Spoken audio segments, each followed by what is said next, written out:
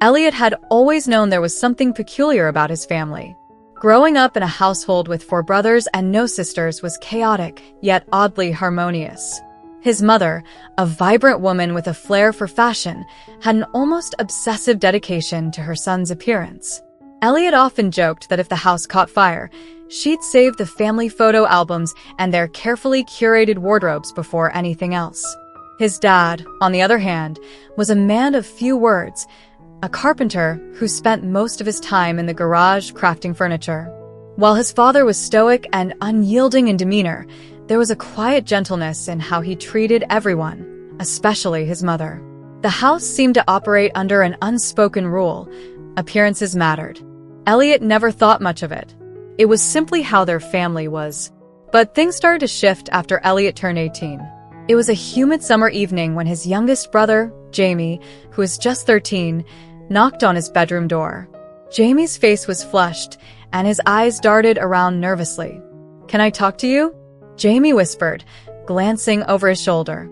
Elliot sat up from his bed, confused. "Sure. What's up?" Jamie stepped inside, closed the door behind him, and hesitated before blurting out, "Have you ever thought about what it'd be like to wear mom's clothes?" Elliot blinked. Of all the questions he expected from Jamie, this wasn't on the list. He laughed awkwardly. "What are you talking about?" "I'm serious," Jamie hissed, sitting on the edge of the bed. I tried it yesterday, when no one was home, and it felt right." Elliot's initial instinct was to brush it off as a teenage phase. But something in Jamie's voice, an earnest vulnerability, stopped him. He realized his brother wasn't joking. "What do you mean it felt right?" Elliot asked cautiously. Jamie wrung his hands. "I don't know how to explain it. It's like, I looked in the mirror, and for the first time, I felt like I was me. Does that make sense?" Elliot's mind raced. He thought about all the times their mother had playfully lamented not having daughters. How she'd occasionally remark that any one of them would have made a beautiful girl if they'd been born differently. He thought about the stash of makeup she kept meticulously organized and how, on more than one occasion, he'd been curious but never dared touch it. "I guess I kinda understand," Elliot said slowly, surprising himself. "But have you told anyone else?" Jamie shook his head. "No. I was scared, but I thought you might get it." Elliot felt a strange mix of emotions: confusion, protectiveness, and an odd sense of solidarity. "Okay," he said finally. "If it makes you happy, then. I think that's what matters." Jamie's face lit up, and for the first time in years, Elliot saw genuine relief in his brother's expression. He didn't realize then that this moment was only the beginning of something far bigger. Over the next few weeks, Jamie grew bolder. He began experimenting with different outfits when their parents weren't home, borrowing clothes from their mother's closet. Elliot found himself becoming an unwitting accomplice, helping Jamie figure out which makeup shades worked best and how to walk in heels without tripping. But then, things took an unexpected turn. One evening, their middle brother, Alex, walked into the bathroom while Jamie was still dressed up. Instead of the ridicule Jamie feared, Alex stared for a long moment before saying, "You look pretty." Jamie froze. "You're not mad." "Mad?" Alex tilted his head. "Why would I be mad? I mean, I've kind of been curious about this stuff too." Jamie and Elliot exchanged stunned glances. Alex, the tough one, the athlete, curious about dressing up? It was almost too bizarre to process. Yet, as Alex explained, there was a sincerity in his words that mirrored Jamie's initial confession. "It's not about being a girl or a boy," Alex said. "It's just, I've always felt like I'm supposed to be softer, you know? Like, there's this part of me that I hide because I think I'm not supposed to show it.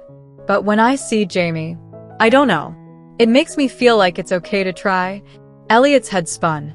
Was this some kind of strange coincidence? Or had they all been quietly suppressing the same feelings for years without realizing it? Within a month, the family dynamic shifted dramatically. By then, all 4 brothers had confessed similar feelings. Even their eldest brother, Marcus, stoic, reserved Marcus, admitted to sneaking into their mom's closet on occasion. It was Elliot who finally decided to address the elephant in the room. One evening, He gathered his brothers in the living room after their parents had gone to bed. "All right," he said, standing in front of them like a general addressing his troops. "We need to talk about this. All of us feel something. Something that doesn't fit the whole boy thing we've been doing. So what do we do about it?" Jamie raised his hand timidly. "What if we told Mom?" The room fell silent. Marcus shook his head. "Are you insane? She'd freak out." "I'm not so sure," Alex said thoughtfully. "Have you noticed how much she loves dressing us up for Halloween? Or those family photo days when she makes us wear coordinated outfits? Maybe she'd understand." Elliot wasn't convinced. But after much debate, they agreed to test the waters. The opportunity came one weekend when their father left for a woodworking convention. Their mother, always enthusiastic about quality time, suggested a movie night. Sensing a chance, Jamie nervously asked if they could make it a makeover nights instead. Their mother's eyes lit up. "Makeover? What do you mean?" "Well," Jamie said hesitantly, "like you could dress us up. For fun." To their astonishment, she didn't hesitate. "Oh, my goodness. I've been waiting for this day for years," she exclaimed, clapping her hands together. "You boys have no idea how adorable you'll look." What followed was a whirlwind of fabric, makeup brushes, and laughter. Their mother was in her element, transforming each of them with an artist's precision. Elliot couldn't believe how natural it felt to let her apply eyeshadow or style his hair. By the end of the night, all four of them sat in the living room, unrecognizable as their former selves. "You're stunning," their mother said, tears in her eyes. "All of you. I always knew you'd make beautiful girls." Elliot's heart raced. "You're okay with this?" "Okay with it," she laughed. "Sweetheart, I've been dreaming of this moment since the day you were born. I love my sons, but I've always felt like there was more to you, like you were holding something back. Seeing you like this, it feels right." Over the next few months, the family embraced their new reality. Their father, though initially confused, came to accept it with time. "As long as you're happy," he said gruffly, giving each of them a pat on the shoulder. What started as a quiet exploration blossomed into something beautiful. Each of the boys, now girls at least part-time, discovered new facets of themselves. Jamie became Mia, a budding fashionista with a knack for designing clothes. Alex transformed into Lexi, balancing their athleticism with a newfound love for dance. Marcus, now Mara, found peace in their softer, quieter identity. And Elliot, the de facto leader, chose the name Ella, finally stepping into a role that felt authentic. Together, they navigated the challenges of their dual lives, supporting each other every step of the way. Their family, once a house full of boys, became a home filled with love, acceptance, and, above all, the freedom to be whoever they wanted to be. As the weeks turned into months, the family settled into their new normal. At first, their transformations were confined to the safety of their home. The four siblings found solace in their shared experiences, each supporting the others as they grew into their new identities. Their mother took immense pride in guiding them, acting as both a mentor and cheerleader. Even their father, though initially hesitant, began to adapt to the shift, offering his quiet support through small gestures, like crafting a custom vanity table for their shared makeup collection. One day, as Ella sat cross-legged on the couch, flipping through a fashion magazine, she noticed Mia sketching furiously in a notebook. "What are you working on?" Ella asked, leaning over. Mia held up the sketch pad. On it was a detailed design for a flowing dress, complete with intricate lace work and a plunging neckline. "I've been thinking," Mia said, biting her lip. "What if we went out? Like, as ourselves?" Ella blinked. "Out? You mean in public?" "Why not?"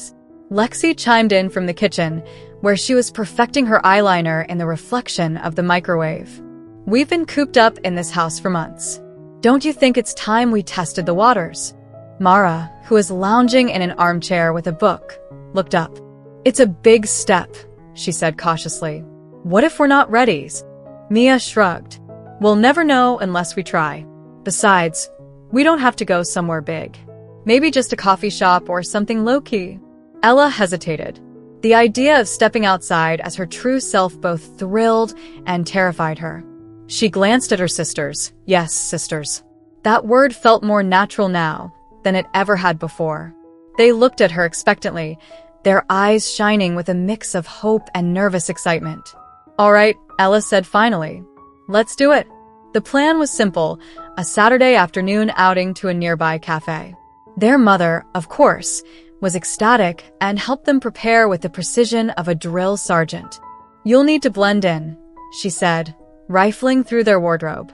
Nothing too flashy, but enough to show off your personalities. By the time Saturday arrived, the siblings were ready. Ella wore a casual sundress with a denim jacket, her auburn hair curled softly around her shoulders. Mia opted for a chic blouse and pencil skirt, paired with a beret that added a touch of Parisian flair. Lexi, true to her athletic roots, chose a stylish yet sporty ensemble of leggings and an oversized sweater. Mara kept things simple with a floral maxi dress that complemented her gentle demeanor. As they walked into the cafe, Ella's heart pounded in her chest. She could feel the weight of every glance, every whisper. Were people staring at them? Did they know? But as the minutes passed, she realized most people were too absorbed in their own lives to pay much attention. They found a cozy corner table and settled in, their initial nerves giving way to laughter as they sipped on lattes and shared pastries. For the first time in months, Ella felt a sense of normalcy, like this was where they were meant to be. It was Mia who noticed the barista first. A tall, androgynous person with a buzz cut and a warm smile. They had been watching the siblings from behind the counter. Finally, they approached the table, wiping their hands on their apron. "Hi," the barista said, their voice soft but confident. "I couldn't help but notice you all. You look amazing." Ella blinked, caught off guard. "Oh, thank you." The barista smiled.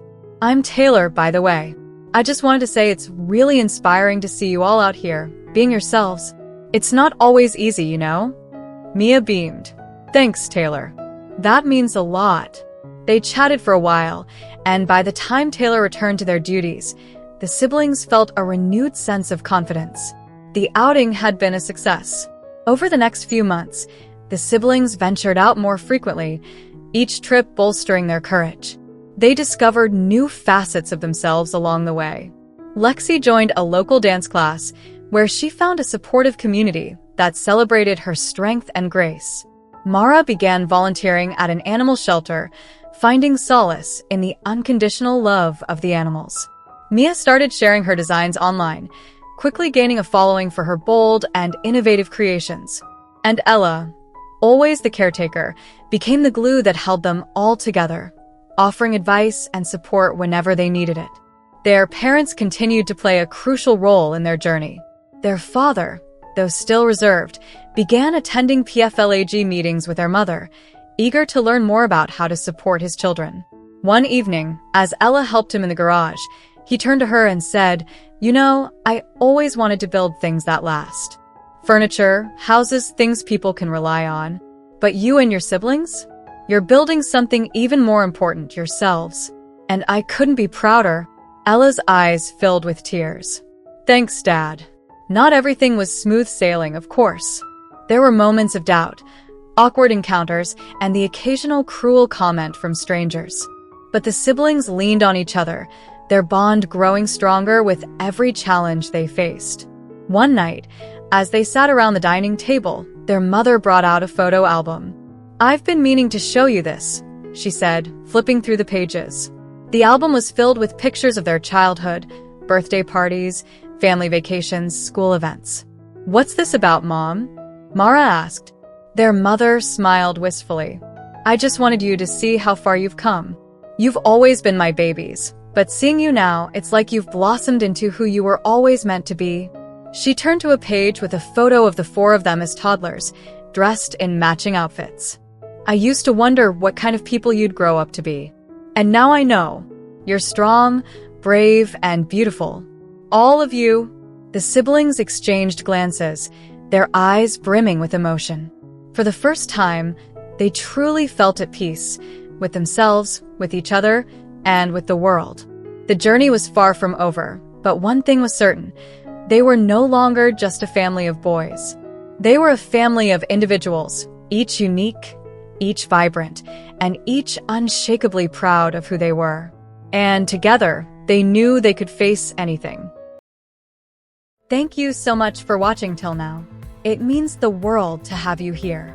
This community is all about empowering each other and celebrating the incredible journeys of everyone on their path to living authentically.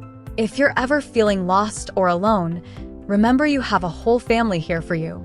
Hit that subscribe button, smash that like button, and let's keep inspiring each other, sending you all the love and strength in the world. Until next time, live your life by your rules.